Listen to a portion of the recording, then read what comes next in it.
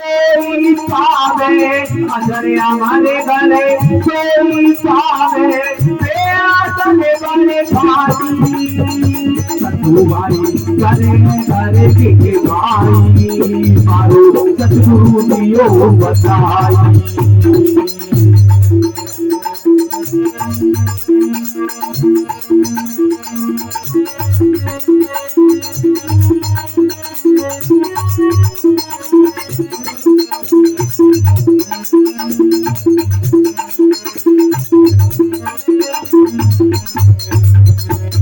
सतगुरु दियो बताई मारो सतगुरु दियो बताई सतु भाई करे करे के भाई मारो सतगुरु दियो बताई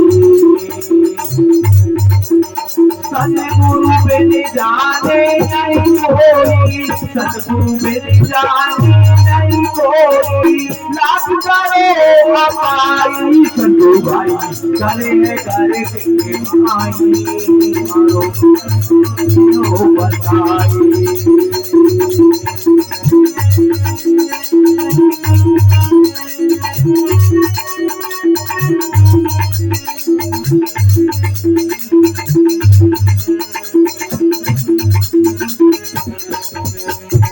सतगुरु दियो बताई मानो सतगुरु दियो बताई सतु भाई करे करे भाई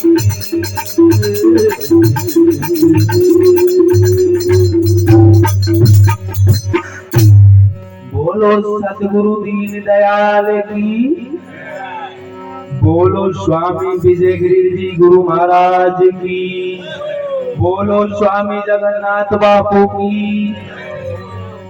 सभी भक्तों की आज के आनंद की 1 मिनट बात कर लो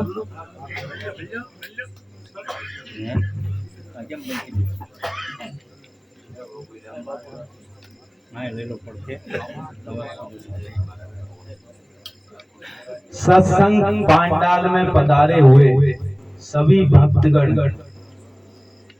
एवं साधु संत नव युवक बड़े बुजुर्ग आज कितनी पावन और पवित्र घड़ी है कि आपको सत्संग का आनंद प्राप्त हो रहा है।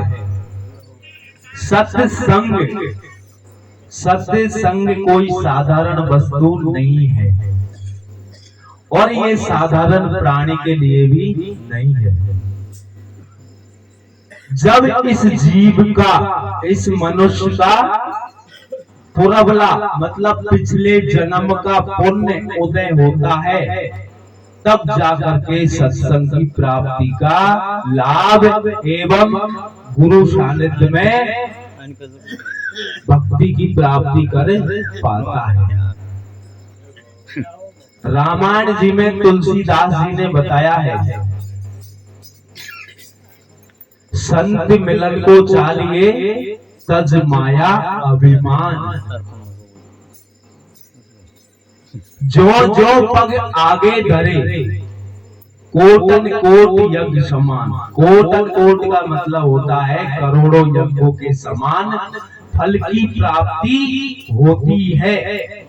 केवल इस जीव को क्षण मात्र के सत्संग प्राप्त होने से करोड़ों जन्मों के अपराध मिट जाते हैं क्षण मात्र में। तो आज ये घड़ी है ये बहुत ही दुर्लभ और अहोभाग्य जिसका भाग्य होता है उसी को ये वस्तु प्राप्त होती है।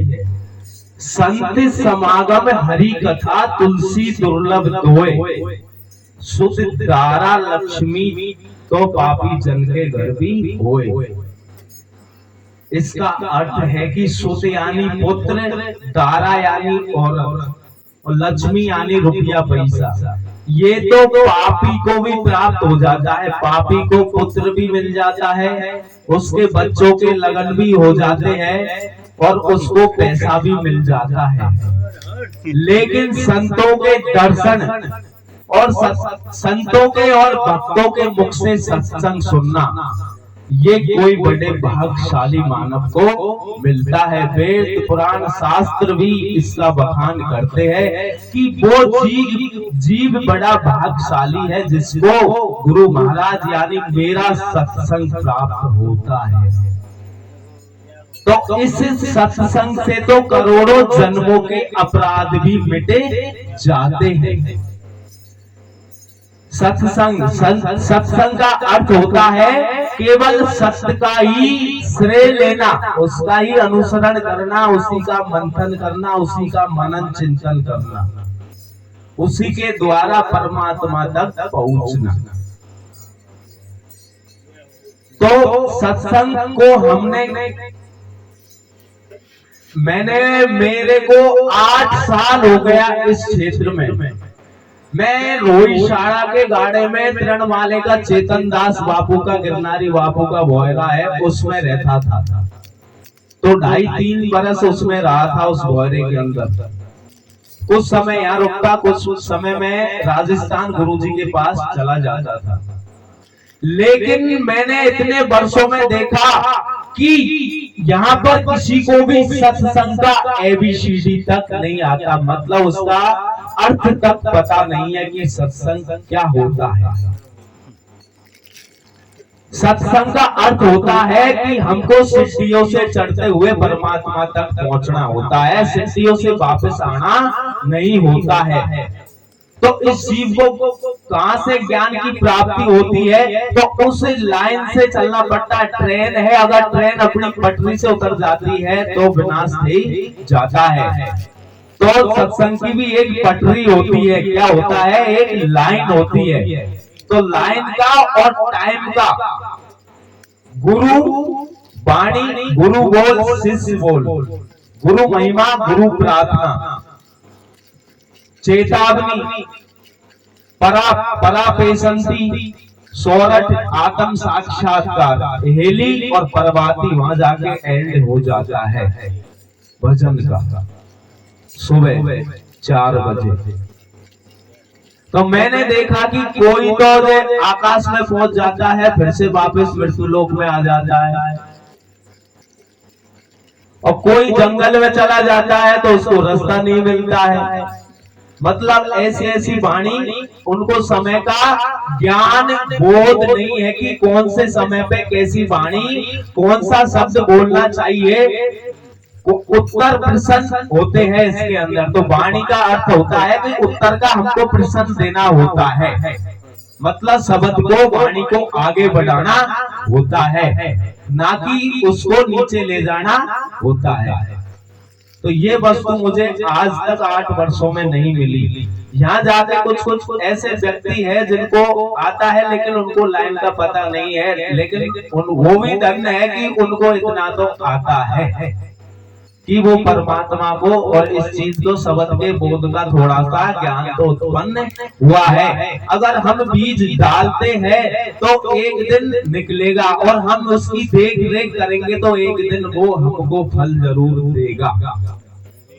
लेकिन फल तभी देगा तब हम उसको देख रेख करेंगे, क्योंकि ये जीव जब तक सोता रहता है तो देख रेख नहीं कर सकता है। जब तक ये जीव जागृत नहीं होगा, चेतन नहीं होगा, तब तक इसका कुछ नहीं हो सकता है। अब चेतन कब रहेगा? जब हमारे बुरे कर्मों को, पाप कर्मों को, बुरे विचारों को, इनको त्याग कर देगा। चोरी, जारी, हिंसा, पराई, नार, मांस, मदिरा, इन सब का त्याग कर देगा, तब जाकर के इस जीव को ज्ञान की प्राप्ति एवं भक्ति की प्राप्ति होती है। सुख शांति तभी मिलती है। तब तक इस जीव को सुख शांति नहीं मिलती है, तब तक ये जीव नास्तिक रहता है।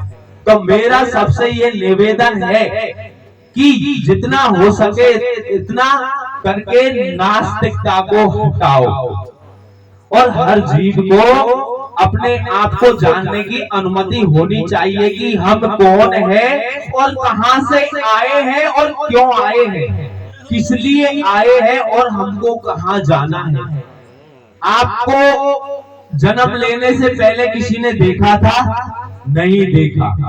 बीच में इस शरीर में, इस देह में, इस किराए के मकान में आप प्रकट हो और आपको जाने के बाद में कोई जाता हुआ देखेगा? नहीं देखेगा। तो इस बात को जानना जरूरी है कि वो आता कौन है और जाता कौन है। बिना कारण के संसार में कोई भी नहीं आता है। नहीं, रामायण जी में तुलसीदास जी कहते हैं कि बड़े भाग्य मानस तन पावा और सुर दुर्लभ सब ग्रंथ ही गावा। सुर यानी देवता, देवता भी इस बात को, वेद पुराण शास्त्र भी इस बात को कहते हैं कि हे मानव, ये देह बड़ी मुश्किल से, बड़े भाग्य से तुझे प्राप्त हुई है, इसको व्यर्थ में मत खो।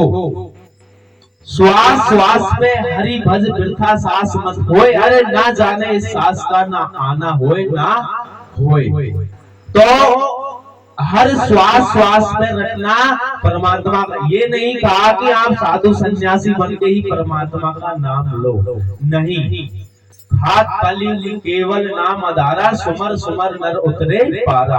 खाते पीते चलते फिरते बैठते सोते जागते आप कभी भी परमात्मा का सुमरण कर सकते हो। इसका कोई टाइम नहीं होता है। आठों पहर आपके हृदय में परमात्मा का वास होना चाहिए। इसमें कोई साधु सन्यासी होने की कोई आवश्यकता, कोई जरूरत नहीं है। कि कोई शास्त्र नहीं कहता कि आप साधु सन्यासी होकर के ही परमात्मा का भजन करो।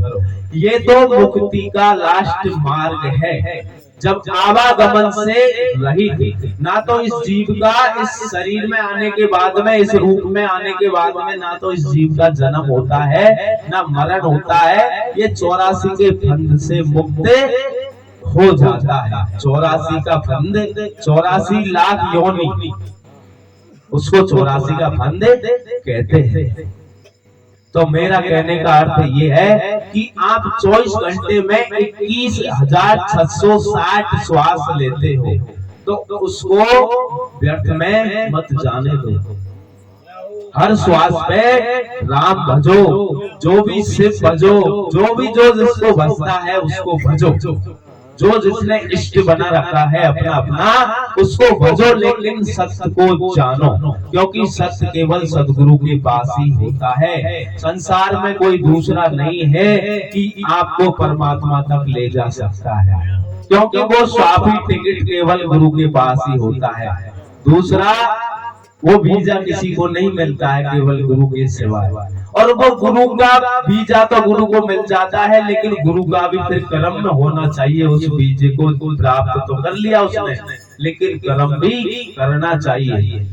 अब साधु कर्म कर रहा है तो भगत जगत भगत को भी कर्म करना चाहिए। सबका अपना अपना कल्याण होना चाहिए। भक्ति में किसी का कोई ये नहीं है कि भक्ति आप करोगे तो उसको प्राप्त हो जाएगी। जो करेगा उसी को ही प्राप्त होगी।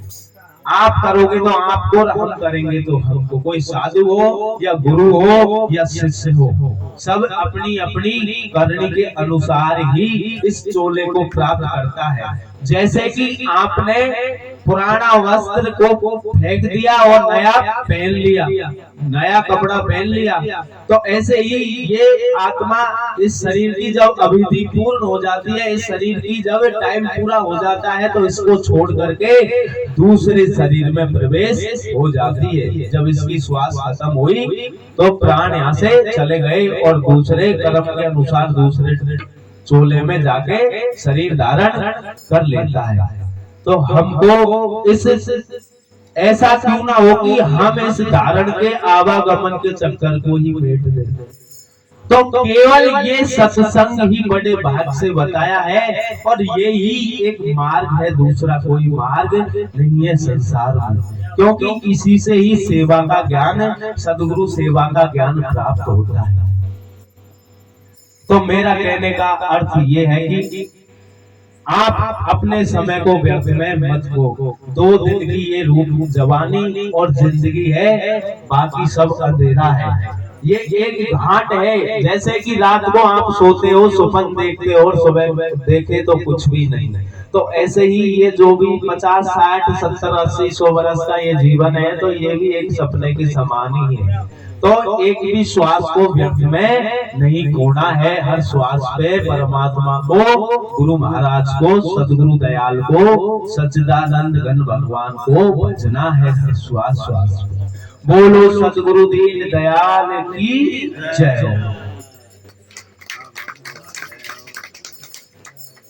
मैं तो एक ही भजन काफी मेरा था।